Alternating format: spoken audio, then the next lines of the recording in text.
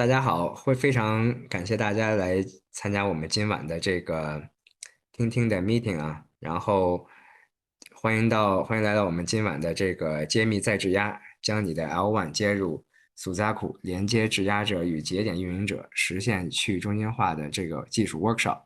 我是今晚的主持人 Dixon，非常荣幸能和大家一起探索这个区块链基础设施领域的重大创新，然后包括呢，在今天的去中心化网络蓬勃发展的今天呢，我们也特别邀请到了Suzaku的联合创始人兼 CEO 高铁 Leonard 来作为我们的这个分享嘉宾。那么呢，在正式开始之前呢，我先做几点说明啊。如果大家有任何问题呢，我们可以随时在聊天区进行留言，我们也会在 Q&A 环节统一进行解答。在直播结束之后呢，我们会将回放链接分享到社群，方便大家来进行回顾。现在呢，我们就用我们这个无声的热烈的掌声啊，来欢迎我们今晚的重量嘉宾，也就是高铁 Leonard 先生。然后在高铁开始他的分享之前呢，也请允许我做个简单的介绍。高铁 Leonard 呢先生是区块链基础设施领域的权威专家，自2021年起深耕 Avalanche 生态，成功帮助多个 Layer One 项目实现安全去中心化。作为 Suzaku 的联合创始人和 CEO，他带领团队开发了革命性的再质押技术和 Ash Wallet 安全解决方案。So I will translate everything in English as well. So good evening to all of our blockchain friends out there. So welcome to our tonight's technical workshop, Demystifying risk staking. Plug your layer one into Suzaku and get connected to stakers and operators to decentralize it. I'm your host, Dixon. I'm thrilled to explore this exciting innovation in blockchain infrastructure with all of you. So as decentralized network continue to grow, we are honored to have a very special guest with us tonight, Mr. Gautier Leonard, co-founder and CEO of Suzaku. He will be giving us how risk-taking technology can help bring true decentralization to Layer 1 networks. So before we begin, a few quick notes. If you have any questions during the session, feel free to drop them in the chat. We will cover them all during the Q&A session. And after the workshop, we will share a replay link in the community group so you can watch it again anytime. And let's welcome our honor guest tonight, Mr. Gautier Leonard. 包括在开始之前啊，我也提醒大家在应用里面打开字幕，这里有双语字幕，所以在高铁先生分享的时候呢，用英文分享，我们也会有一个这个进行中文的翻译。所以大家在这个应用字幕、双语字幕里面把这个设置给打开。And last thing is Gautier Leonard is a well-known expert in blockchain infrastructure. So since 2021, he has been deeply involved in Avalanche ecosystem and has helped several Layer 1 projects achieve secure decentralization. As the co-founder and CEO of Suzaku, he and his team has deployed groundbreaking risk-taking technology and the Ash Wallet security solution. So now let's dive into how risk-taking is transforming the Layer 1 ecosystem. And please welcome Gautier Leonard to begin his talk. Welcome. Hey everyone. I will share my screen. Yep. All share. Can you see it? Yeah, I can see it. Whoop. I think most of us can see it. Okay, perfect. Really clear. Okay. It's your stage. Okay, awesome. Yeah, so thanks for everyone for joining. So today, yeah, I'll try to explain what is risk-taking and how can it help, and how Suzaku can help secure and decentralize the L1, as yeah, Dixon said in the introduction. And we'll also see a bit about how it works on Avalanche for a bit more technically in the architecture, how it works for decentralizing an L1, managing the validators of an L1. So first of all, it's important to say that decentralizing proof of stake network is pretty hard. It's been a known like trouble point of like difficulty for a lot of networks. And why is it difficult? Is because so a blockchain is made of many validators nodes. If you want to decentralize your blockchain, you need to attract many of those nodes who are run by node operators, and you want these node operators to be of quality so that they the nodes are running 100% of the time with good metrics, right? Good time to response, and they are performing all the the transactions correctly on the blockchain, and also they are not trying to attack the network by colluding with each other. And to achieve that, you also need security on the other side. And it's in proof of stake network, the security comes from the amount of assets that are staked to the network. And so you need both quality node operators, and the more you have, the better it is, because then it's more difficult for them to collude and attack your network. And on the other end, you need crypto economic security that will kind of incentivize those node operators to do the right thing and do everything correctly when it comes to validating your network and producing new blocks on the blockchain. And it's pretty difficult to decentralize a new blockchain, because when you create a new blockchain, usually you create your own a new token, and this new token is unknown in the beginning. You have to make people aware of this existence, and also convince them to buy this token and to stake it to your network, because and convince that it will be a good long-term opportunity for them to generate revenue. At the end of the day, this is what people want, and to support your network, to support your project. But it's pretty hard to convince people, because it's a new token. It's not super clear how how the price will evolve in the future, and also how the yield, so the revenue that you will generate from staking will evolve, and also the price will vary a lot. So to tackle this issue, we've seen the introduction of shell security, where the concept is, okay, we already have like a bunch of blockchain that are established in the space. Avalanche, for example, is one of them. We have Bitcoin, we have Ethereum, etc.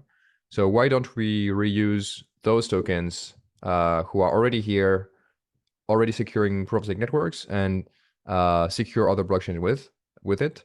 And a form of shared security is restaking. So with restaking, you reuse tokens that are staked on a network, for example, STETH on Ethereum, or SAVAX on Avalanche, and you take those tokens and you use them to also secure other chains. And in Avalanche, I guess you know that you have Avalanche L1s, and so you can secure Avalanche L1s with those tokens. It's also possible to like reuse Bitcoin, for example, for restaking. In this case, it's not really restaking in the first place, but it kind of becomes restaking when you use it to secure multiple blockchain at the same time.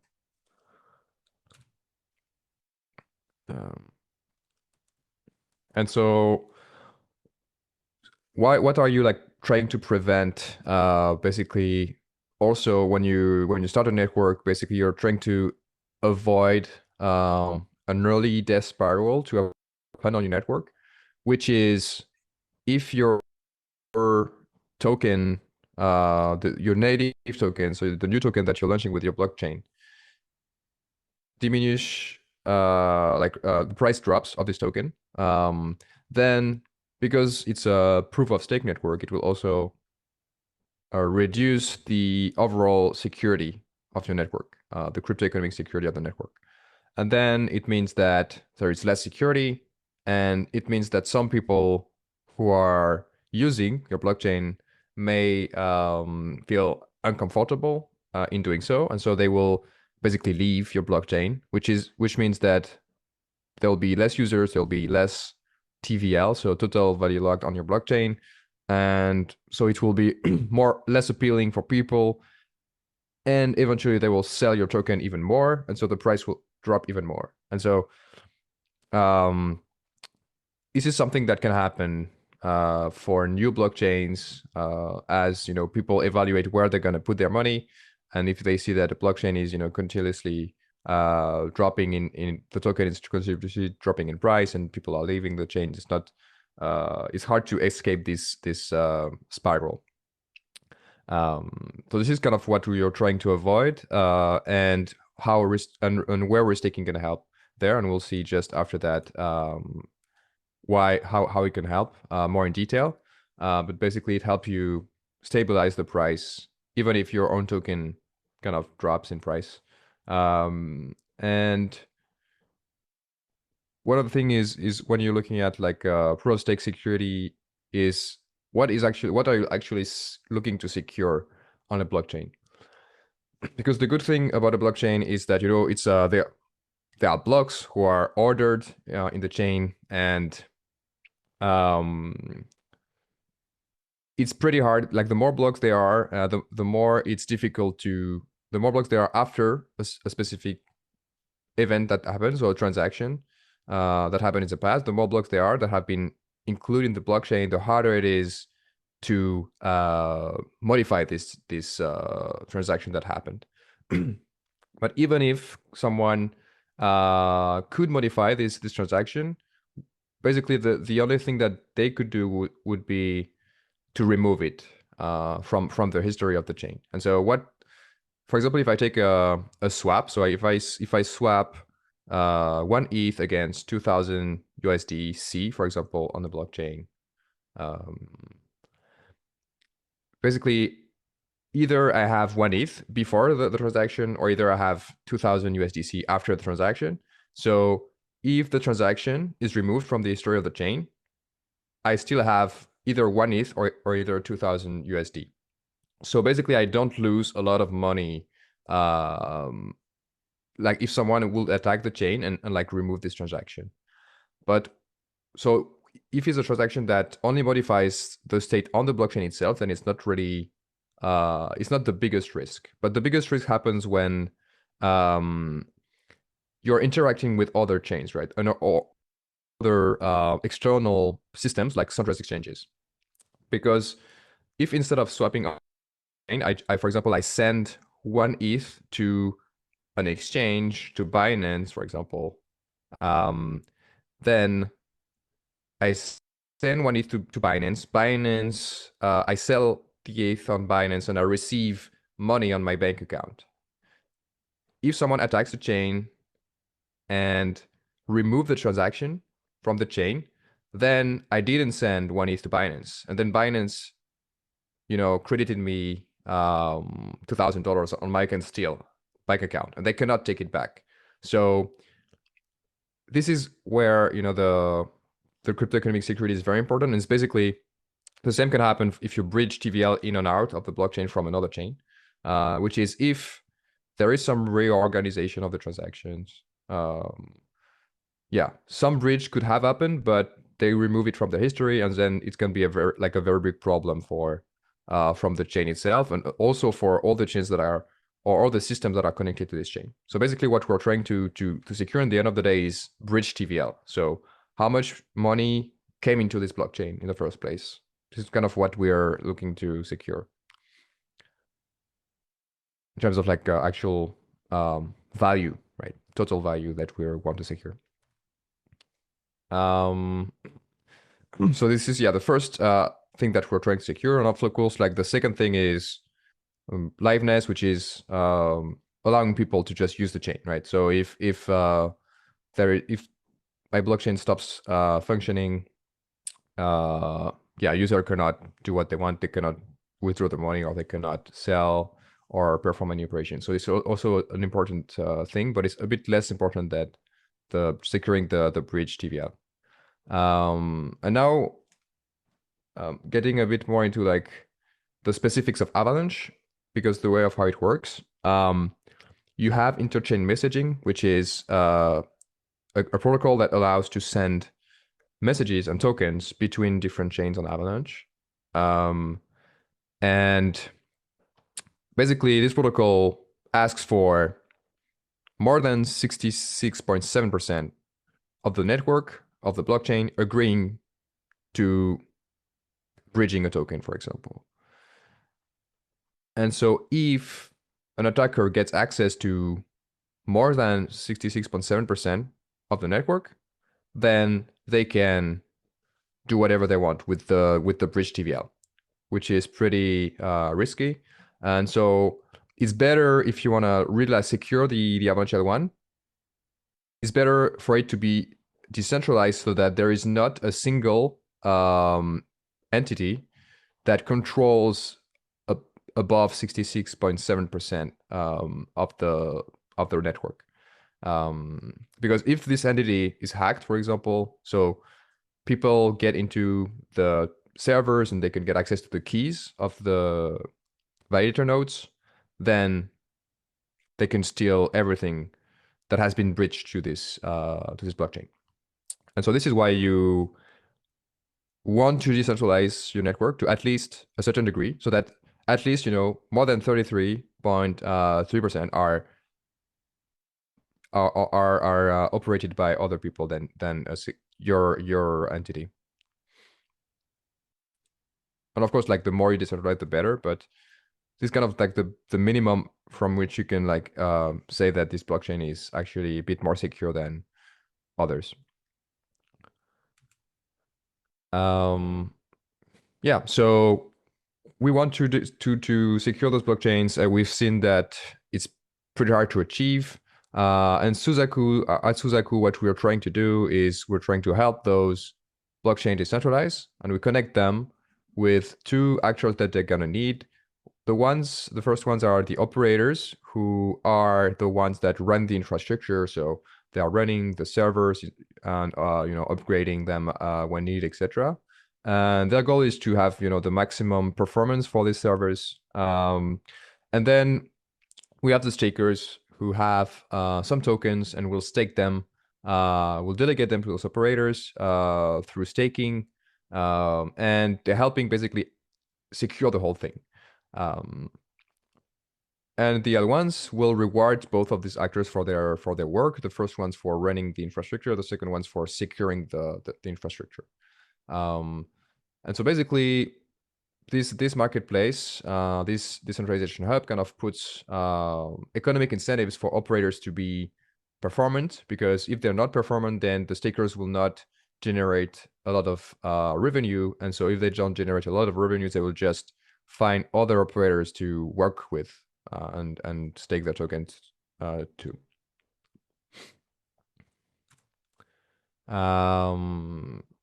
Yeah, and one particularity of Suzaku as well is that we allow the L1s to kind of transition to proof of stake. So on Avalanche, when you create a chain, we'll see it a bit after, but it will be a proof of authority chain, meaning that I create the chain, I will have an admin key, and I will say, okay, you are a validator on my chain, you are a validator on my chain, basically naming who can be a validator on your chain. And you want to transition to a system where anyone can stake and spin up the operators as long as they have enough tokens. And those tokens can be the L1 native token, of course, and can also be rich-staked tokens, so blue chip tokens that can bring in more security, or stable coins.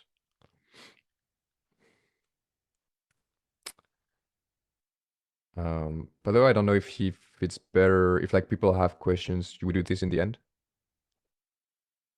Yeah, we will do the Q&A at the end.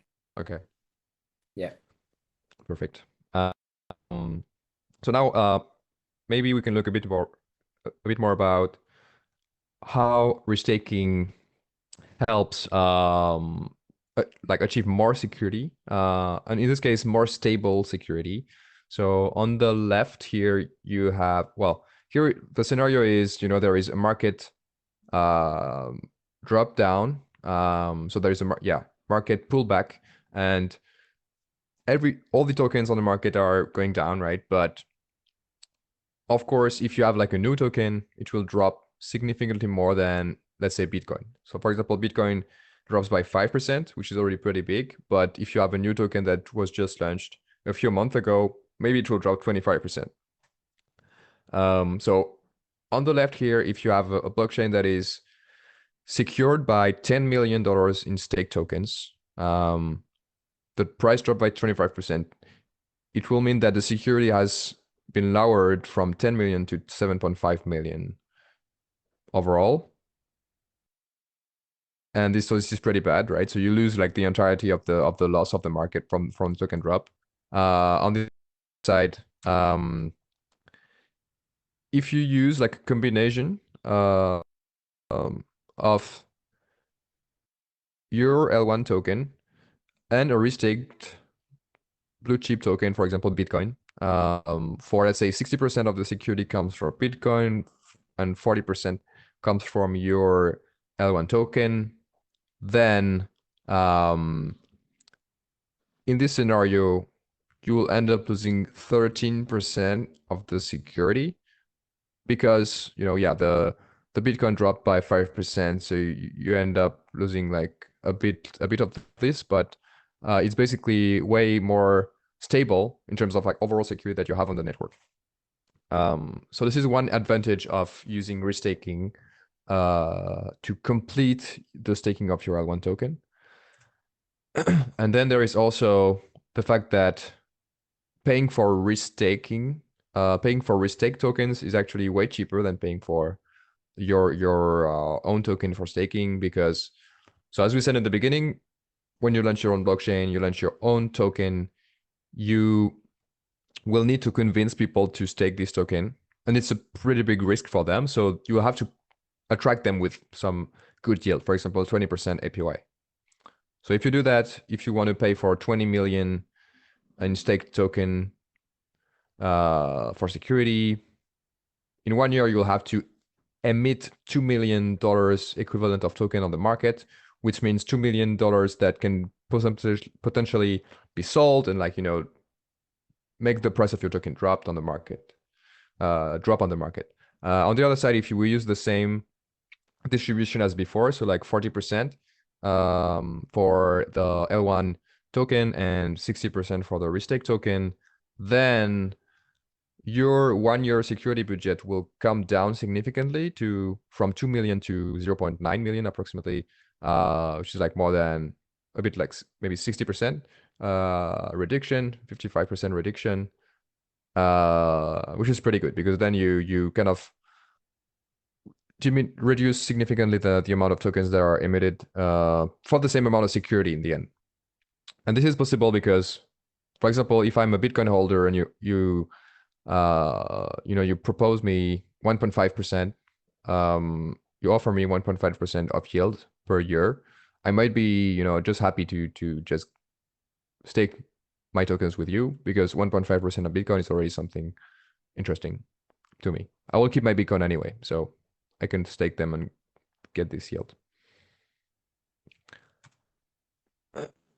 So now moving a bit more into how it works technically for decentralizing an L1. So this will be a bit more technical and a bit more like close to the architecture of how Avalanche works. Basically, when you create an Avalanche L1, first step is to create a subnet. Second step is to create a blockchain within this subnet.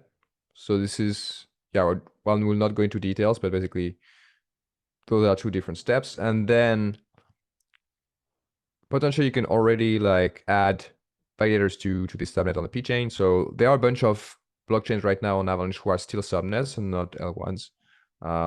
So they are at this step right now. And the last step is you convert the subnet to an L1. And when you do that, you will set a validator manager contract address. So you will basically move the logic of the management of the validators from a control keys. So you're moving from a subnet to an Avalanche L1. So in a subnet, what you're using an admin key basically to nominate what validators are part of the network of the blockchain. So it's a proof of authority setup. I have the authority and I bring you in my network, and you're moving from that and you're moving everything to a smart contract.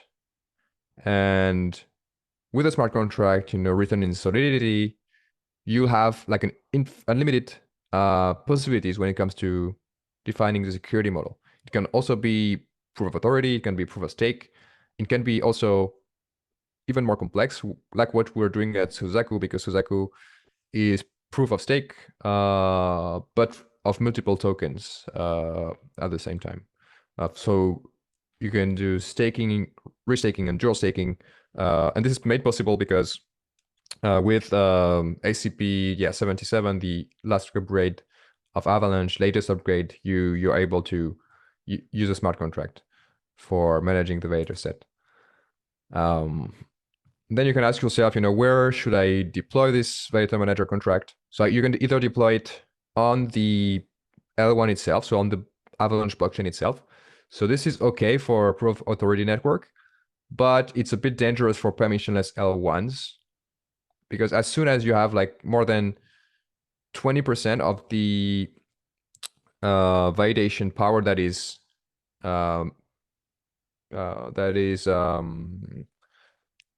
run by other operators, right, that you don't control, and they stop operating the nodes for some reason, and they stop responding to you, then they can just stop the blockchain. The blockchain will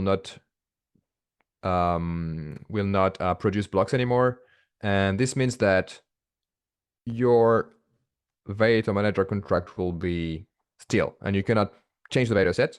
But because the chain is not running anymore, you can never change it, and so you can never restart the chain, basically. So this is a bit dangerous. But if you're deploying the validator manager contract on the C chain, then it's way more secure, because the C chain is one of the most secure blockchain in the world.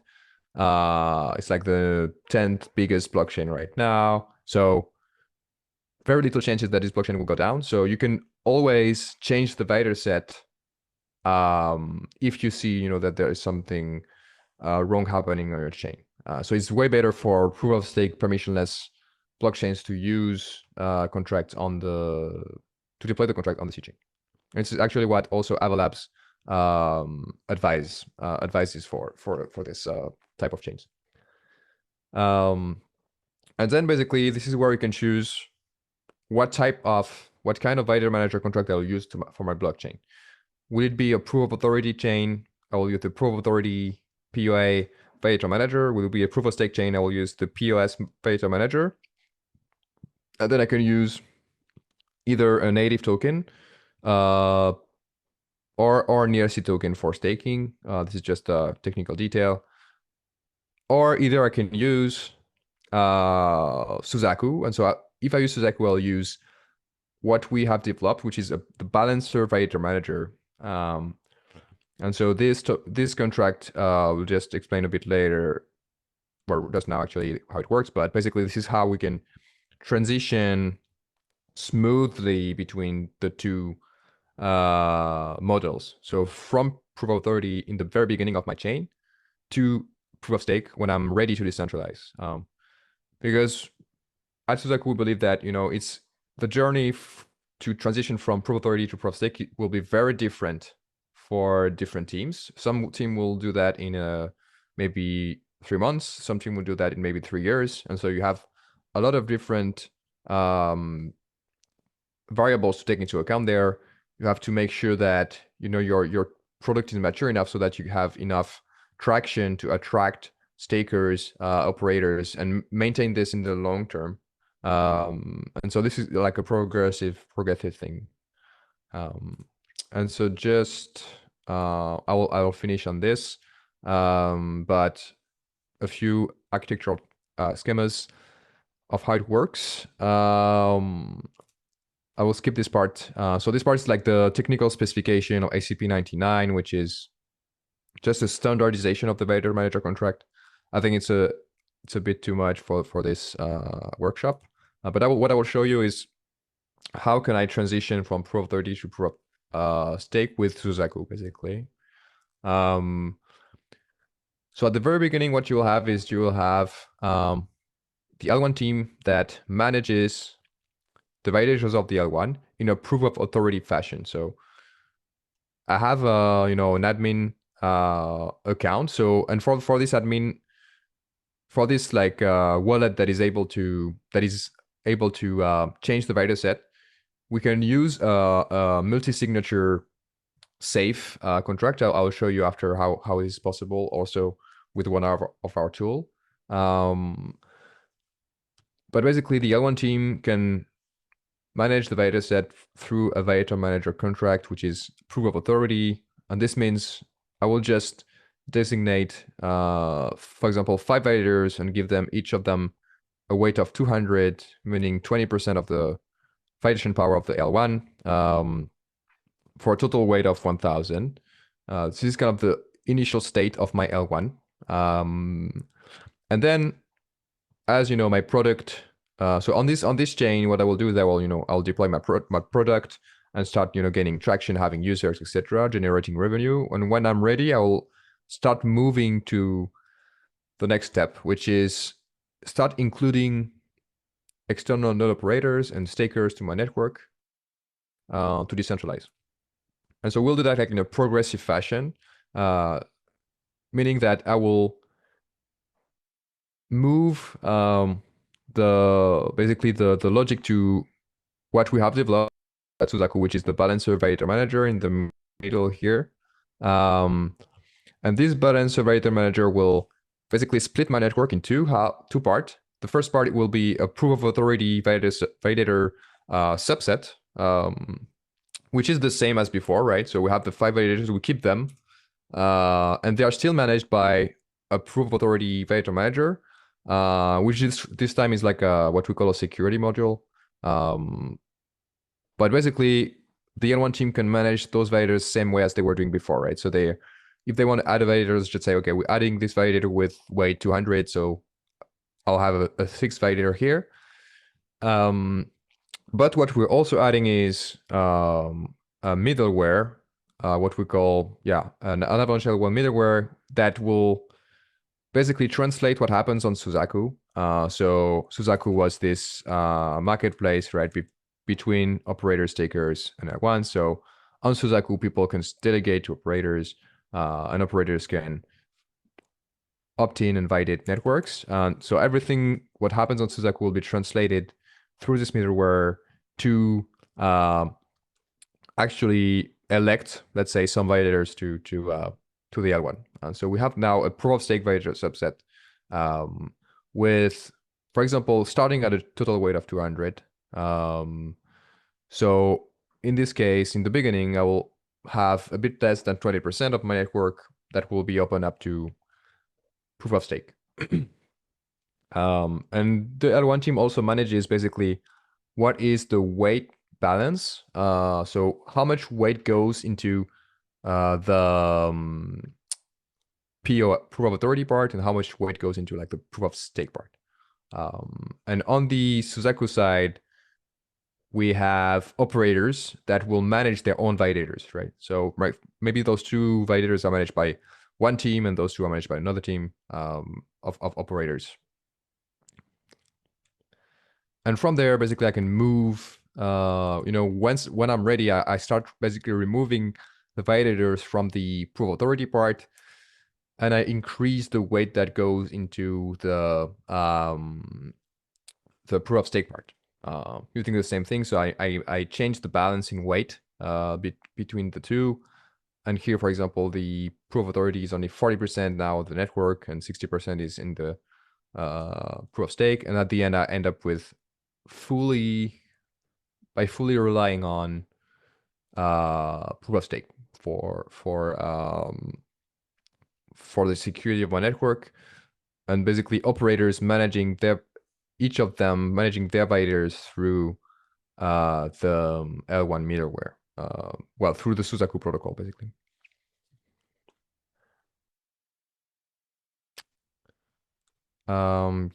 So just this last slide, which is about how to, what basically when you're using, when you are adding validators through a validator manager contract, what could go wrong? What are the pitfalls? So the first thing to take into account is that you have a churn limit, which is how much, of the, what percent of the validator set can change in a given time.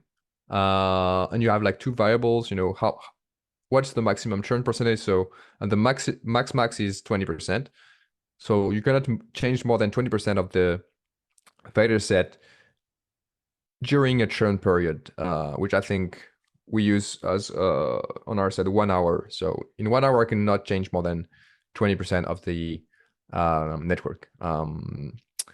And basically everything is kind of linked to that, because what you want to do for when you add validators, we've seen here that we have the notion of weight. So each of them, for example, have a weight of 200 here. What you want to do is use big numbers for big values for weights. Otherwise, if you use small numbers, you will have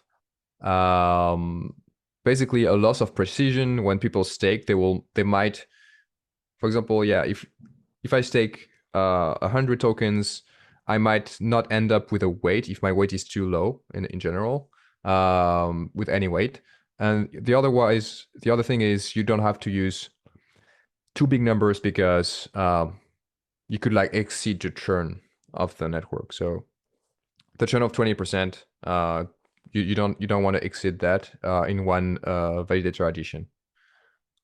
So what we recommend is using high values for validator weights in the first place, so you have like a lot of flexibility at the end for translating what happens in your staking part to actual weights. So for example, you can use 1 million of weight per each validator, and then it will be easier for you to kind of modulate the weights in the future.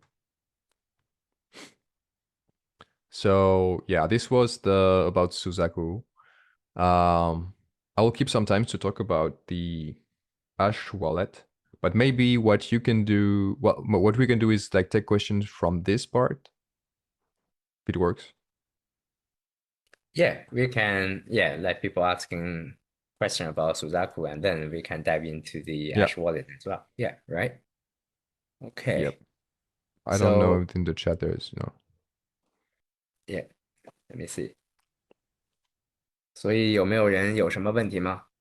我们的老师可能会先把 Suzaku 这个生态呢讲完之后，然后一会儿再去讲一下 Ash Wallet，然后在 Ash Wallet 之前呢，那我们可以先提一些相关的问题。来，我们给一些时间啊。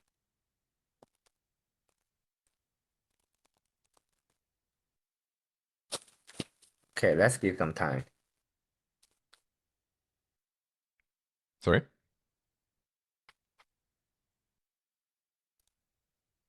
Okay, I saw one. Okay, I think there's a question in the comment area. So for emerging Layer 1 projects, what are the best practice for integrating with Suzaku to leverage its restaking capabilities effectively? Mm-hmm. Yeah.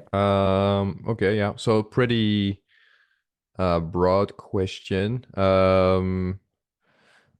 Yeah, but basically what we do when we work with another one is that we help them kind of model and plan out the amount of security that would come from their own token and from a restaking token.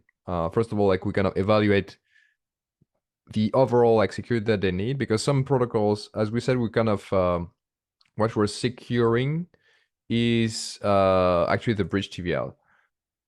So some networks will have pretty low amount of bridge TVL, and so in this case, it's not necessary to have a very big crypto economic security in terms of value, in terms of total value locked. So we'll evaluate first of all if it's like relevant to use restaking, because with Suzaku, what we can do is either just regular staking with only the L1 token, or either dual staking, which is we use the L1 token. We also use another token that will increase the security if needed, and make it more stable. And yeah, this is basically the first thing we do, and then we kind of evaluate how the network will, what amount of like rewards will the network kind of need for paying for the security. It's kind of the second step. But basically, if you would choose to work with Suzaku, we'll work with you on this phase of evaluating all these different metrics, and we'll also help you, you know, yeah, convert your L1 between the different steps. Yeah, because it's a pretty touchy subject. So we have, yeah, we'll have some people from our team work with you on this. Okay, good. Yeah, I think that's clear. And 我们有没有其他的问题啊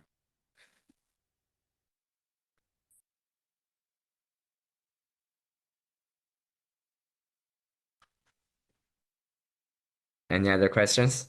Oh, I think okay. How does Suzaku's dual staking model may mitigate the risk associated with layer 1 token volatility? And what are the implications for network stability?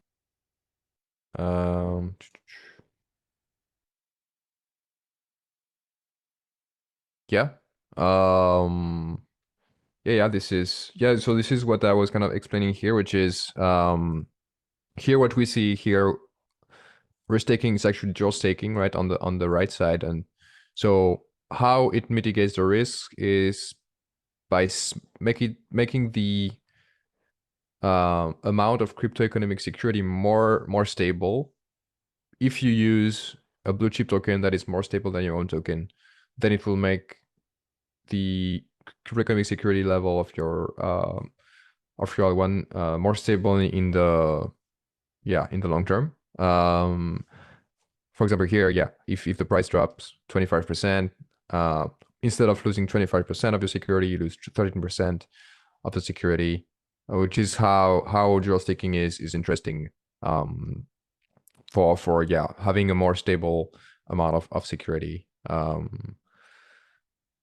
And yeah, so if you want to have like a more stable possible amount of security, you can also use stable coins, right? So even if there is a market event, the stablecoin will not change price if it's a normal stablecoin, like established one. So it will stay, it will not even lose the 5% here. So yeah.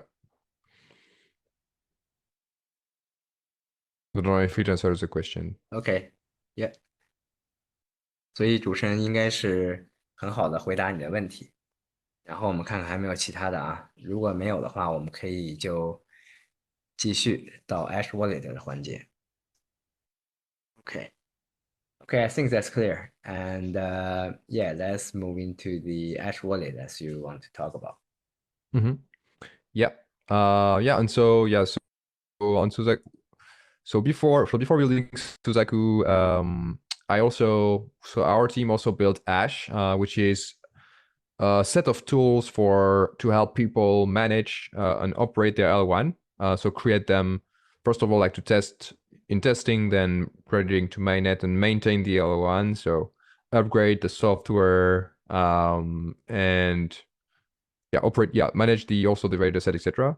So it was also, yeah, before L1s existed, it was just subnets, Avalanche subnets.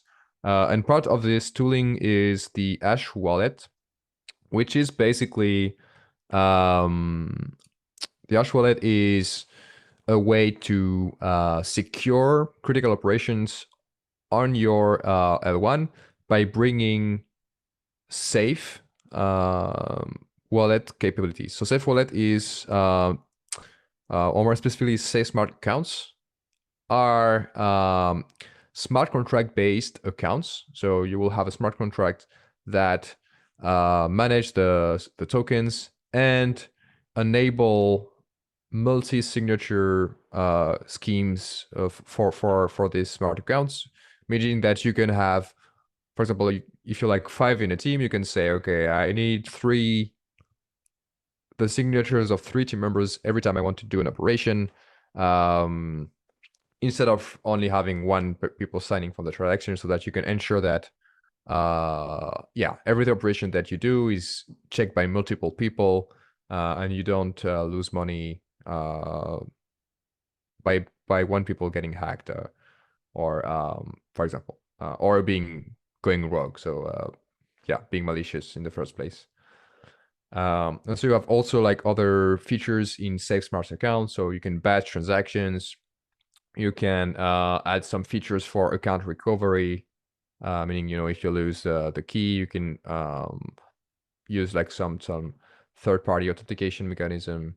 You can get gasless transactions, so not pay for gas fees, and you can also like plug in safe modules like ERC 4337, etc. So maybe I will just save. Just show the website of Safe, which is so Safe is kind of one of the biggest, one of the most well-known wallet around, and they have this. So they have an open source stack for managing the smart accounts. And what we did with Ash Wallet is basically to fork their stack. And so in partnership with the Avalanche Foundation, we operate the Safe multisig stack for Avalanche L1s. So if you're an Avalanche L1, you want to use the features of Safe multisigs. We deploy we integrate your L1 to Safe to the Ash wallet, and then you can use all the same features with the same stack, same software stack. And it's just that we operate it in the backend. And it's actually sponsored by the Avalanche Foundation, so you don't have to pay anything as an L1 team. And so Safe Wallet, I will show you a bit after, but it's an interface, a very nice interface where you can manage all the different operations that you're doing with your Safe account.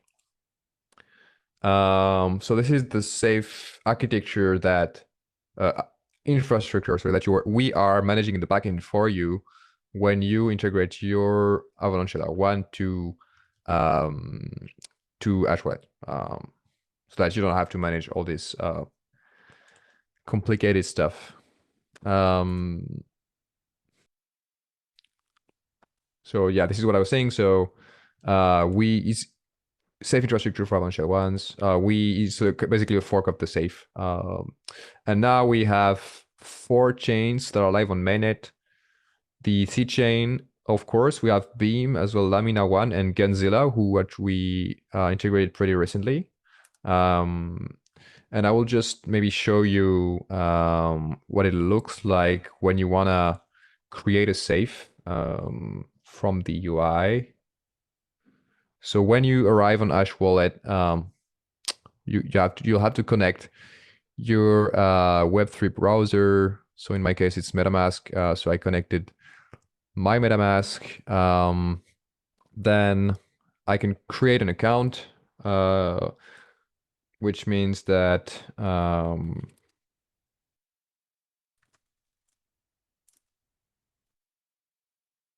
the account will basically be a smart contract that will be deployed on the blockchain. And then you can choose what networks you want to deploy it to. And here, what we can do is that we can actually deploy the same. Well, we can deploy a smart account at the same address on multiple chains. For example, here I could deploy it on both the Avalanche C chain as well as the Guns mainnet. If I'm, for example, a team that works with the Gunzilla team and want to have to manage a treasury both on the C chain and on the Guns mainnet, I can deploy these Safe accounts at the same time, and they will go to the same address. So that for me, it's very easy for example, bridging assets between the two wallets, etc. And then here is the part where you can add other signers to your wallet. And so, for example, I could add two new signers to the wallet, and then another.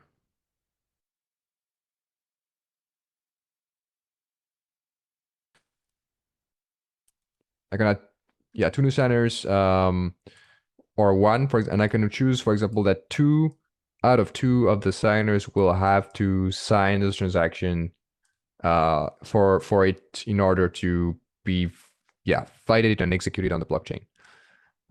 Usually it's better, to have more. For example, I do 2 out of 3, or I do 3 out of 5, or something like this. But basically, this is how you configure the safe account.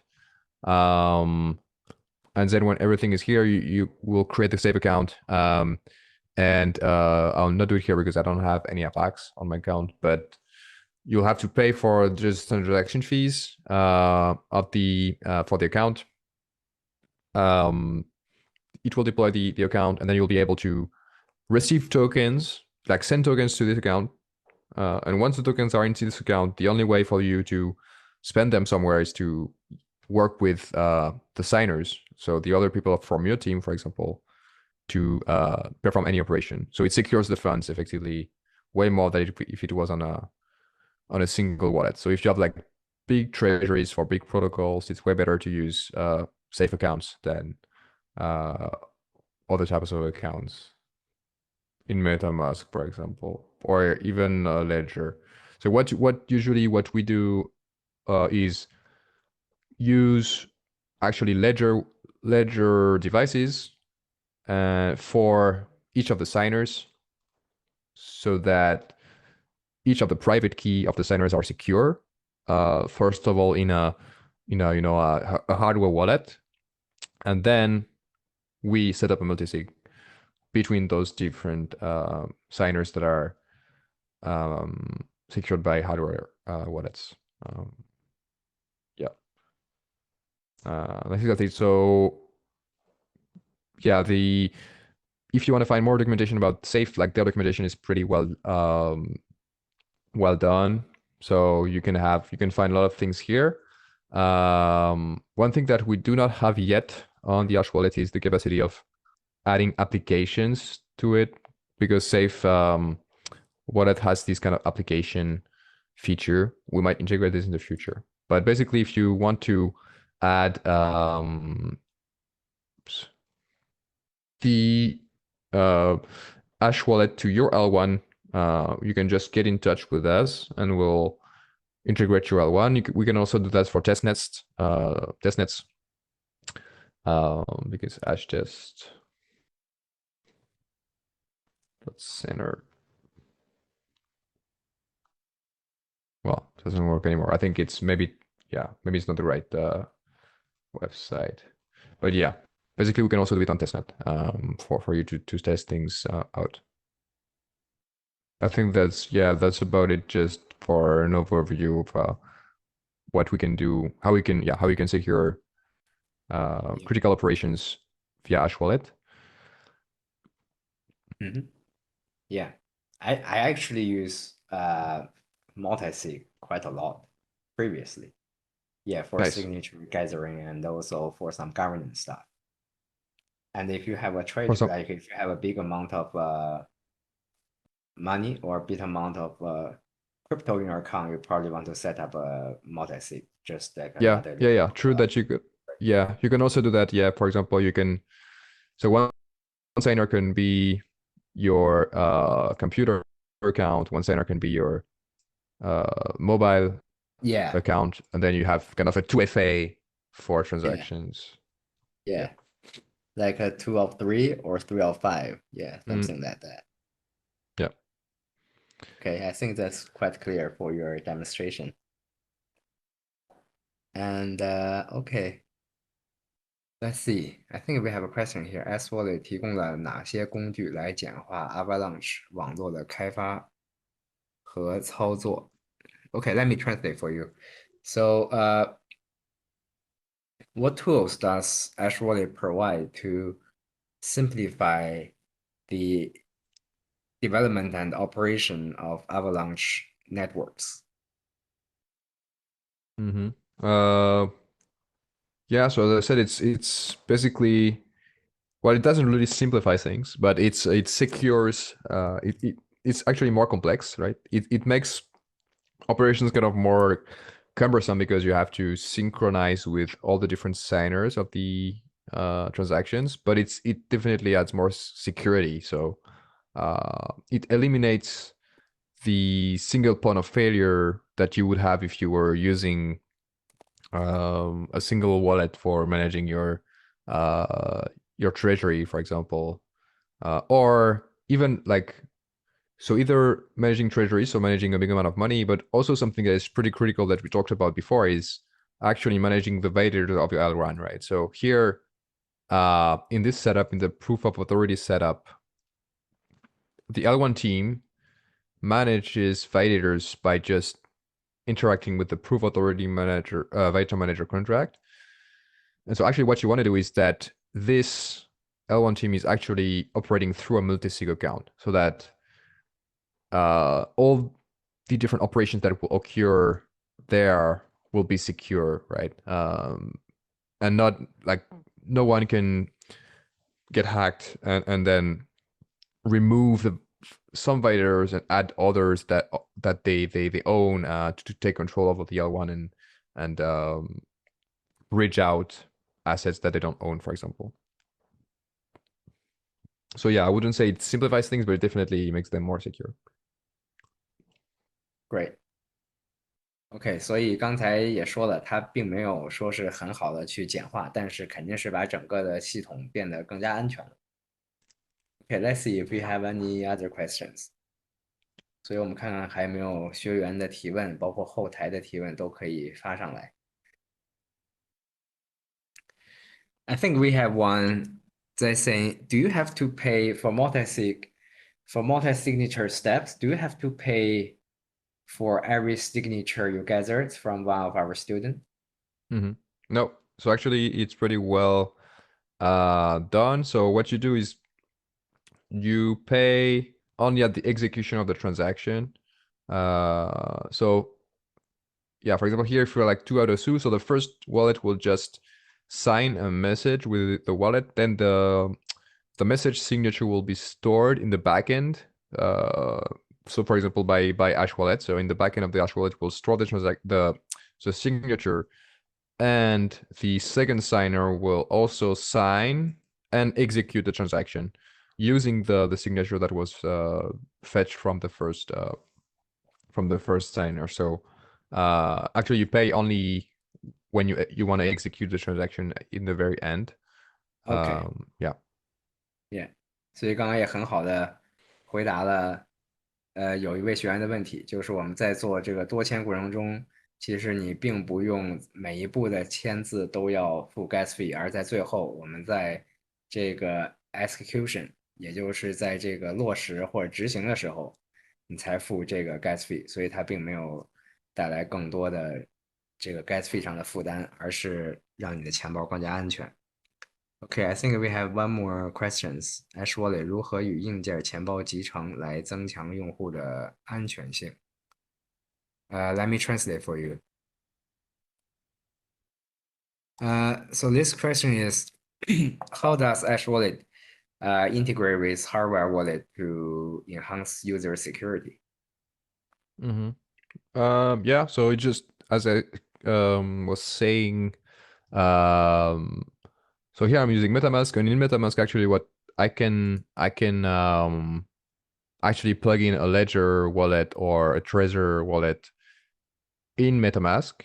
So my MetaMask account can be secured by a hardware wallet, and then I connect to Safe through MetaMask.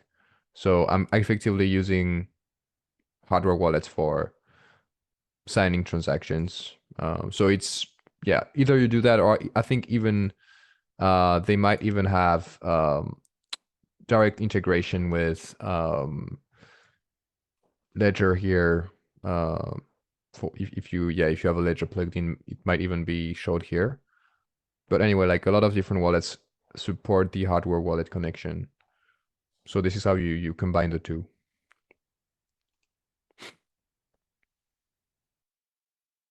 Okay. Yep. Okay, I think yeah, we pretty much reached our time, and I think everyone actually gathered lots of knowledge and information about Ash Wallet and also the Suzaku ecosystem. Okay, so thank you so much, Gautier, for giving us this exciting presentation.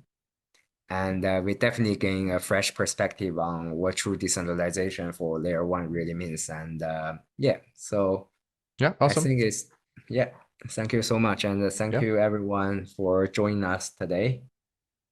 Yeah. Okay, Thank you so for having me. It was a pleasure to explain to you all this. And yeah, if you want to keep it keep in touch with what we're doing, you can follow us on Twitter. Most of the stuff we share is on there. Absolutely. Okay, so I will also do a preview for next workshop. Let me share my screen. Okay, where my screen sharing? Okay, it's here.